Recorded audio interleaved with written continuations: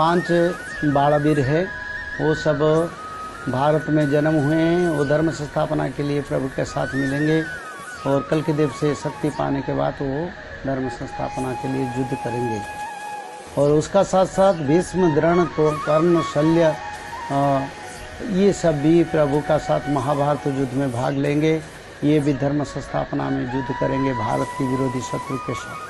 जय जगन्नाथ। भारत की और विश्व की सारे सनातन धर्मी भक्त लोगों को मेरा सादर प्रणाम।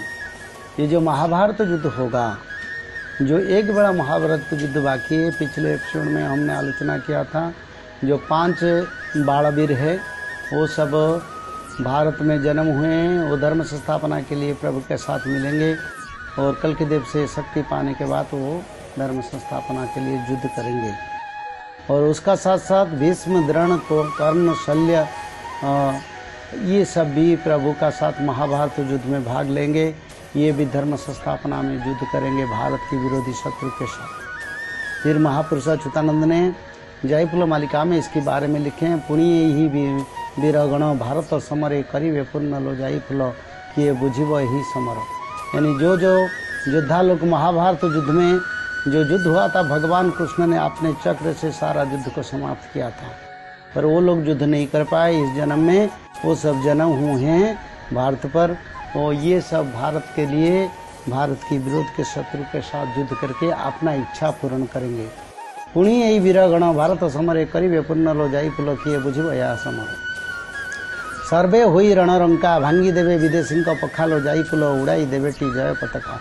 यानी ये सारे जो सप्तरथी है, जो पंच पांडव है और बालवीर जो 5 है, ये सभी लोग भगवान कल्कि के साथ के रह के धर्म युद्ध में भाग लेंगे और विदेशी लोगों को का इतना क्षति, इतना विनाश करेंगे, वो सब मर जाएंगे। विदेशी सैन्य कोई टिक नहीं पाएगा इनके सामने। और तेणु यही वीरगण जनमी अछंती भारत धामलो जाई फुलो दिने रखिवे मातृ समानो। यानी इसीलिए तेणु यही वीरगण, इसीलिए वही वीरगण भारत जनमी अछंती भारत धाम, यानी भारत देश में ये सब वीर जन्म हुए हैं। और जनमी अछंती भारत धामलो जाई फुलो दिने रखिवे मातृ समान, यानी भारत माता का सम्मान। वही जो वीर है महाभारत का महारथी है, जिसका एक एक बाण में एक एक देश जल जाएगा, जिनका पास ब्रह्मास्त्र, अग्नेस्त्र, वरुणास्त्र, जल अस्त्र, पवन अस्त्र, अग्नि अस्त्र, सब अस्त्र जिसका जिन भक्त जिन महारथी लोगों को प्राप्त, भक्त महारथियों को प्राप्त है, वही सब वही अस्त्र से फिर उनका अस्त्र शस्त्र भगवान कृष्ण उनको प्रदान करेंगे तो फिर भारत के लिए युद्ध करेंगे। और ये जो युद्ध होगा, युद्ध का अंतिम पर्याय में जो महाभारत का आखिर युद्ध जो उड़िए एक बड़ा युद्ध बाकी है, वो युद्ध कहाँ होगा, इसके बारे में महापुरुष अच्युतानंद ने लिखे हैं। उड़िए युद्ध, उड़िए भारत युद्ध ओडिशा देशरे उड़ी हुई बोलो जाई फूल कहे जवन बाही आसीबो। यदि 14 लाख चाइना और पाकिस्तान की सेना उड़ीसा की ओर, जगन्नाथ क्षेत्र की ओर होते हुए उड़ीसा की भुवनेश्वर तक आ जाएंगे, इसके बारे में मालिका में लिखा है। उड़िए भारत युद्ध ओडिशा देशरे पुणी हुई बोलो जाई फूल कहे जवन बाही आसीबो। यानी सारे जवन और पाकिस्तानी मुस्लिम लोग और सैन्य लेके सारा जगन्नाथ क्षेत्र को अतिक्रम करके वो भुवनेश्वर तक आ जाएंगे। उसी समय कल्कि भगवान भुवनेश्वर पर पदार्पण माने पहले से होंगे और ये सब भगवान कल्कि का साथ युद्ध होगा और ये सप्तरथी भी प्रभु का साथ रहेंगे। उड़ीसा देशरे पुणी हुई बोलो जाई पुलो कहे जवन बाही आसी। इनको उड़ीसा को जो महाभारत का जो एक बड़ा युद्ध बाकी है वो उड़ीसा में ही होगा। और उड़ीसा की कहाँ होगा, इसके बारे में महापुरुष ने लिखे।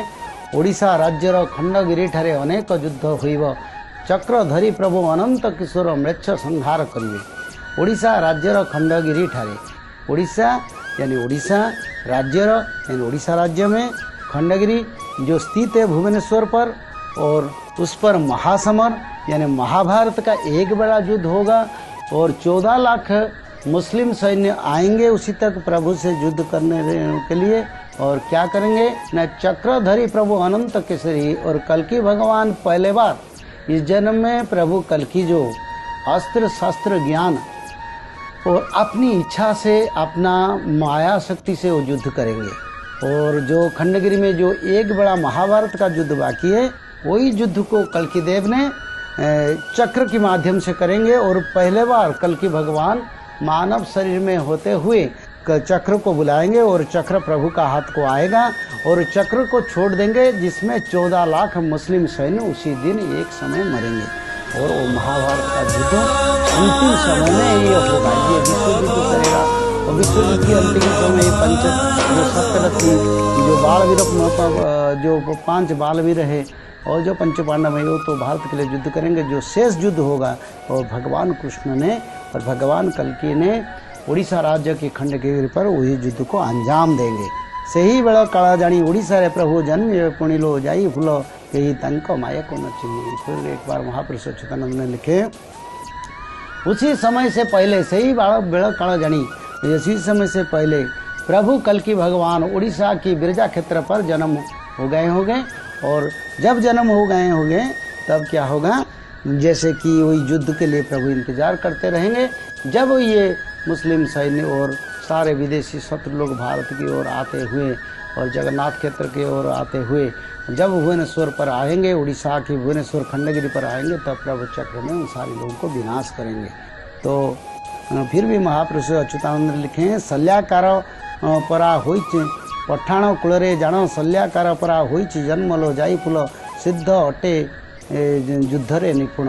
यानी जो मुस्लिम को धर्म में जो महाभारत का जो योद्धा सप्तरथी में एक है, वो शल्य भी मुस्लिम कुल में, मुस्लिम धर्म में जन्म हुआ है।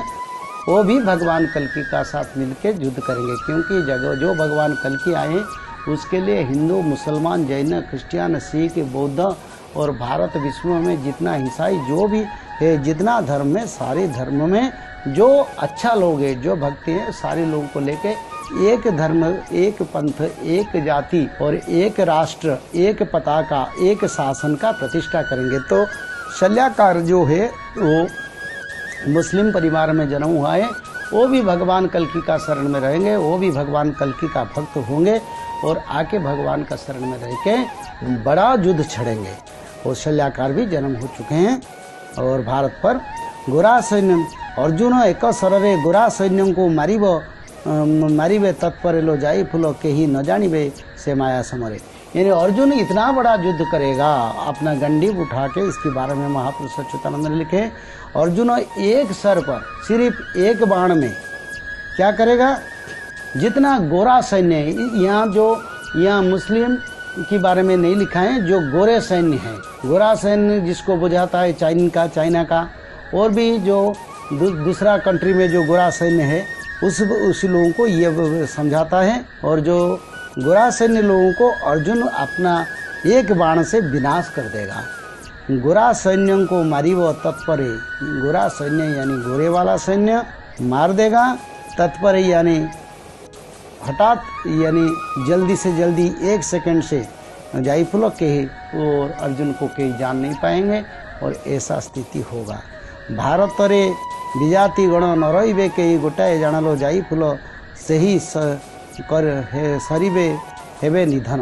यानी भारत में जो सनातन धर्म को और विश्व में जो सनातन धर्म में नहीं रहेगा, वो मनुष्य लोग कली कलमुष पंचभूत का प्रलय और धर्म संस्थापना में सफा हो जाएंगे।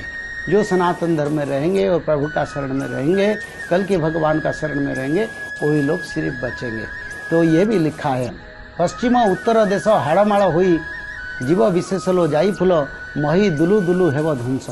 पश्चिम देश और उत्तर देश, विश्व में पश्चिम और उत्तर जो राज्य, जो देश सब है, वेस्टर्न कंट्री और उत्तर में जो कंट्री जो है, पश्चिम और उत्तर में जो देश, वो देश में बहुत संख्या में तबाही होगा और भूकंप होगा, जिसमें बहुत संख्या लोगों का मौत होगा और युद्ध में भी बहुत क्षतिग्रस्त होगा।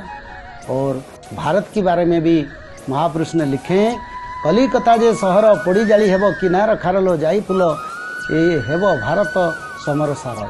यानी जब भारत और पाकिस्तान, चाइना के बीच युद्ध होगा, जो महाभारत का एक बड़ा युद्ध बाकी है, वही युद्ध का प्रभाव से जो कोलकाता शहर में चाइना का बहुत बड़ा अटैक होगा और उसी अटैक से कोलकाता शहर बहुत संख्या में अग्नि में बहुत अंचल कोलकाता राज्य का बहुत अंचल जल जाएगा। इसके बारे में महापुरुष मालिका में लिखे हैं।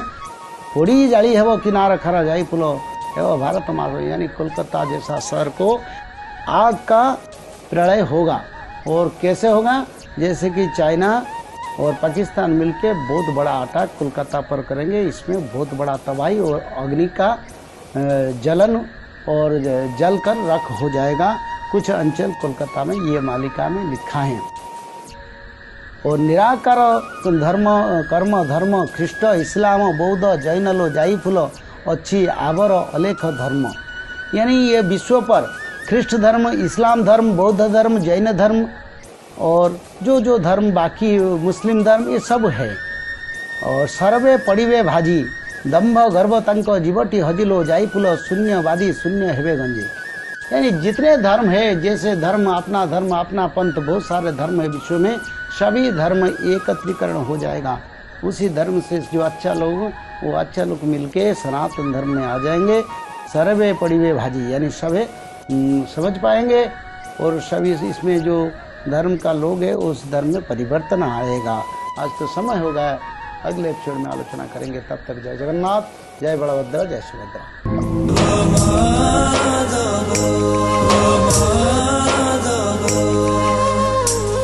Dear devotees, the Bhavishya Malika is a 600-year-old prophetic scripture of Sanatan Dharma, written by the disciples of Sri Chaitanya Mahaprabhu under the divine guidance of Lord Sri Jagannath himself.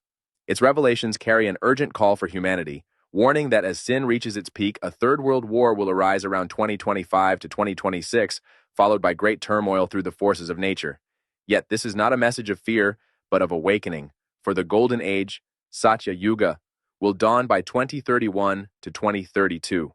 The Malika guides us to live by truth, peace, compassion, forgiveness, and friendship, to follow a pure vegetarian life, engage daily in satsang, perform Trisandhya, study the Srimad Bhagavat Mahapuran, and chant the holy name of Madhava. Under the divine guidance of Pujya Pandit Dr. Sri Kashinath Mishra, you can learn more at www.bhavisyamalika.com or www.kalkiavatara.org, and also join our WhatsApp groups for regular updates. To know when Lord Kalki will appear, how Dharma will be restored, and details of the coming world events, read Bhavishya Malika Part 2 available on Amazon, and explore English videos of Pandit Dr. Keshanath Mishra on our YouTube channels, Kalki Avatar International and Kalki Avatar English. Download important PDFs on our websites containing the core messages from Bhavishya Malika. Let us awaken together, live righteously, and prepare for the dawn of a new golden age. Jai Shri Madhava, Jai Jagannath.